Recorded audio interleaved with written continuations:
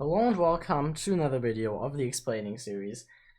As you might have seen yesterday, I broke the Arcane Foreset world record.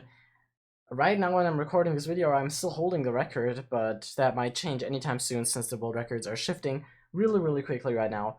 And in general, there's no record that's really stable for a while. But what I do want to mention is that I'm trying my best to explain this. Strategies might shift very soon.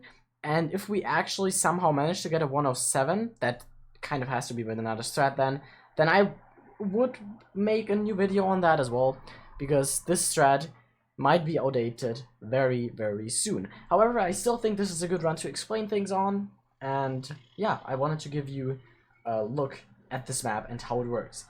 Sorry if you hear some outside sounds right now. I have my window opened right now because it's really warm, and yeah, I wanted to let some air in. Anyways, let's get straight into the run. At the start, you want to go about 6 blocks back. That's just the distance I like to start from. But again, as I have mentioned a lot of times before, you can start wherever you want to start. As long as it works for you, and it is a good setup for you, then yeah, you can try out whatever you want to do, and it's probably going to work out for you. For me, that's like right at the start of the second carpet, which is a little bit darker for me. And then I will jump into the start and immediately right strafe there. You can use other strafes. I like to use a right strafe. It just works the best way for me, especially when we get to the end. You will know why I use it. After I right strafed, I immediately stop jumping. I don't hold my spacebar here. That's important. I also try not to clip this corner, but it happens to me more often than not. I think I did it here as well. Oh, actually I didn't. But yeah. Sometimes I do happen to clip this corner. I try not to, but it happens. As you can see, I already start holding down D here a little bit.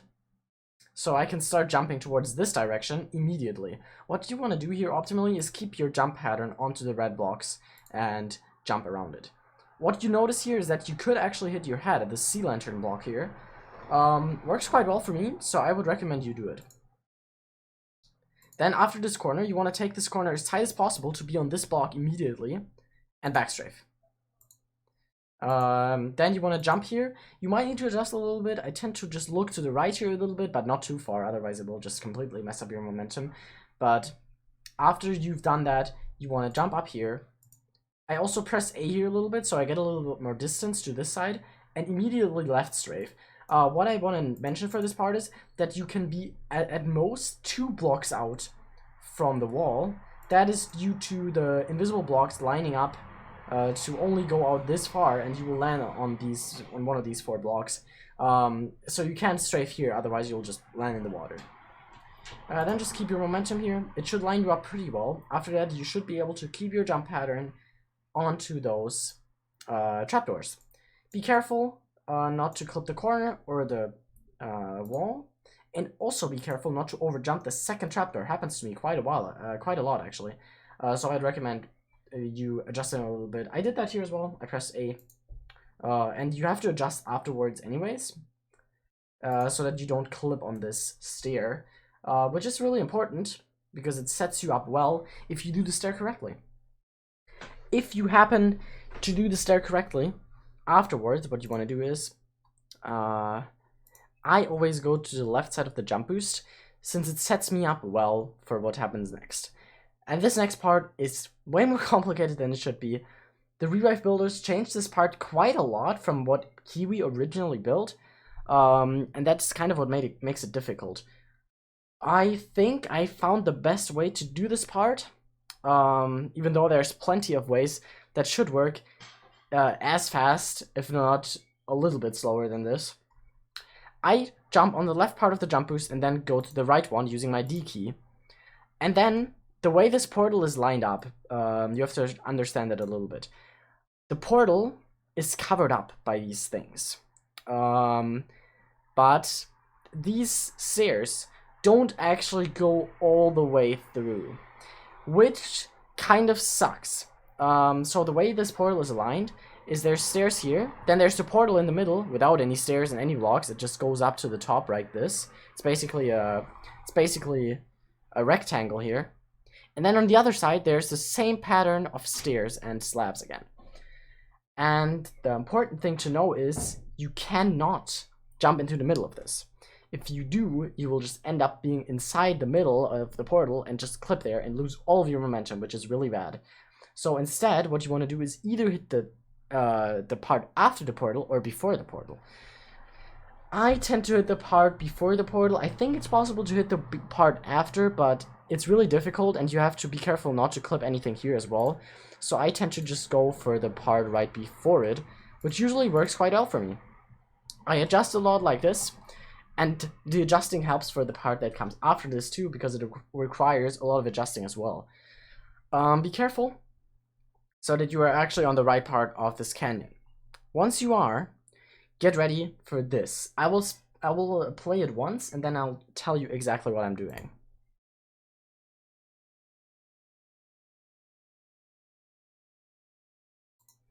So the nice thing about this is that it's actually split up in 3 parts that you can explain separately.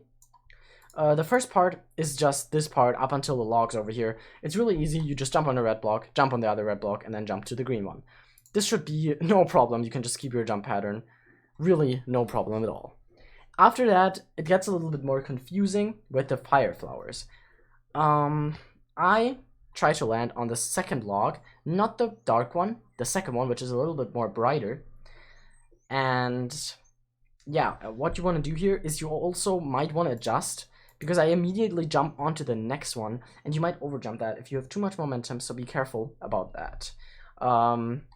After you've done that, you jump off it and land on the dark log at the very back here. And after you've done that, you've already passed the second part. Now, a jump that might seem hard at first. It's a 3-block jump with the 1 block up. You have to jump to this red block. This essentially skips the need to walk over to this block, which is sometimes risky and makes you fall in the water. I know people do this on this side, but I think doing it this way is a lot safer, and it might also be faster, in my opinion. It looks a bit hard at the start, but it actually isn't at all, and you'll see that with the momentum you have, it's actually pretty easy. After that, you want to jump to the green block, and then jump up to the red one, and what I do after that is I get a slab boost of these stairs right there. Works quite well for me, and I usually end up getting this jump pattern after. So this parkour is a little bit sketchy, because with that slap boost that you get there, you're set up the way that you can't make the jumps, so you actually have to wait on those blocks a little bit to jump off after. But if you don't get the slap boost, you are actually way too far, and you have to adjust yourself to not overjump anything. So there's kind of the 2 sides. I like to do the slap boost because I think it's faster. But when you go around this corner and land on the second red block, you have to wait here and then jump up here. You can't keep your jump pattern there. It's impossible. Trust me, I've tested it. After you've done that, you want to go all the way to the right side of this checkpoint. Again, you need to stop your jump pattern here. It's not possible to keep jumping there. I'm sorry, it just isn't. I tested that as well. When you go around this corner, you just jump on those 3 logs. Then you just keep your jump pattern here, jump to this arrow dispenser. It's actually not hard with the momentum you have. And after that, there comes a lot of adjusting. I've seen some people do it with just stopping their sprint. For me, it works best this way. You can experiment a little bit on this though. It's completely up to you. What I do here is I adjust a lot. Notice how I try to land on this wood block. Really important. Soul Sand will slow you down by a lot. Then I try to land on the end of this wood block, and then I try to angle myself so I'll land on the cross of these 4 blocks there. See how I try to land right there? This is so I can make it perfectly over the cobwebs. I don't want to jump over this first cobweb. I want to jump right behind these 2 that are aligned diagonally. To do this, I have to adjust a lot, of course. And then in practice, it kind of looks like this. And when you go over these 2 cobwebs, you can try to land about right there. That should work best. Be careful not to go too far left. If you end up doing that, you will land the cobweb, and that's really, really bad, of course. After you've done that, you have to press D a little bit here, because with your jump pattern, you have to get a perfect slap boost right there, and that might not be possible if you just keep jumping. Be careful, you can get a perfect slap boost there. Then press D. Get another perfect slap boost here, and then you'll be landing between those 2, get another good slap boost of those. After that, you'll be lined up perfectly to keep jumping here, but you have to adjust a lot after it as well, so you can get a good slap boost between this red block and this slap, so you can again make it to the next red block.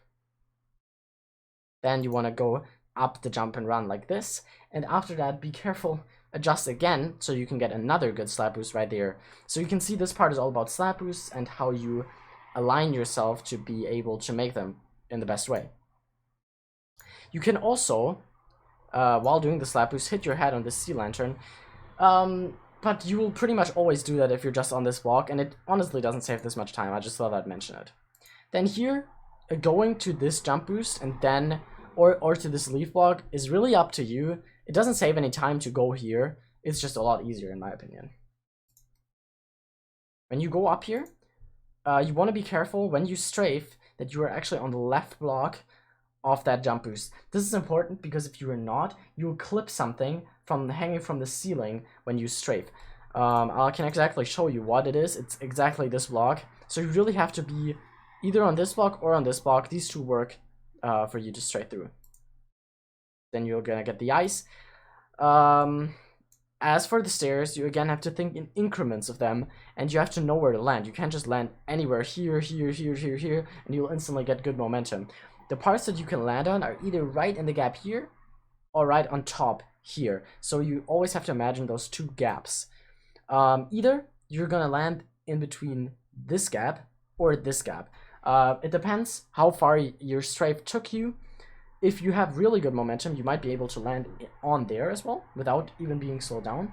I think I went safer here and went for this one. It really doesn't really save any time, but yeah, just to make you be able to get good momentum. This part, I call it the Rng Hole, actually, because I actually have no idea how to get this consistently. As you might know, I use auto jump for these stairs, and auto jump works a little bit better if you do stairs diagonally. So I face diagonal and press W and D to run upstairs. That's usually what works best for me, like this. Then I went over the gap, and unfortunately, I made a mistake here. I clipped this dispenser, actually. So the thing with this is, at the start, when you do your left strafe, that's actually a really crucial point in the run, because you have to do it as early as possible for you to be able to get it back right there to strafe into the portal.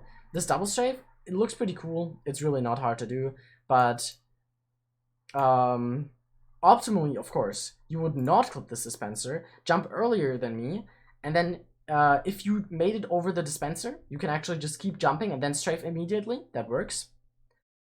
And if you don't make it over the dispenser, like me, you have to walk for a little bit up until about right to the end of this block. The thing with this is, though, if I wouldn't have clipped the dispenser, my strafe wouldn't have come back in time for me to use it at the very end. It cost me about like 300 milliseconds maybe, and if I got it back like much later here, I wouldn't have been able to make it into the portal. So a good thing to do that made it a lot easier for me to know when I had to strafe was looking at my height. So I have my coordinates here turned on, and I try to look at it for when I have to strafe. When you don't get your strafe back immediately, of course it's a lot different because you just have to click it whenever you get it back. But usually, I think 25, if you see 25 passing up there, then you can say it's a safe distance to strafe.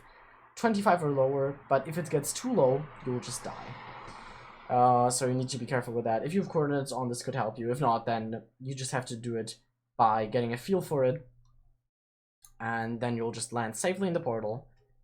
And that's how I got a 108.321. That was a very long explaining series video and a very detailed one.